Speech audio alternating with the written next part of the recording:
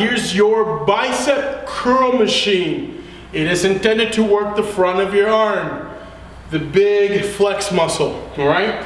2 sets of adjustments. The first one is your seat, as most movements is gonna depend on your height. The second one is your weight stack adjustment, okay? Right now, that setting is at about 3-4 currently. I'm gonna try that seat positioning down. As you notice, it's too high for me because my armpit is not necessarily hugging the arm pad. So I'm gonna lower it down, just slightly. From this position, much better. Notice the pad is right up against my armpit and forearm. From there on, proceed to grab the handles. Handles, you have a couple different positionings. You have your supinated or you have your neutral, okay? We'll go with supinated.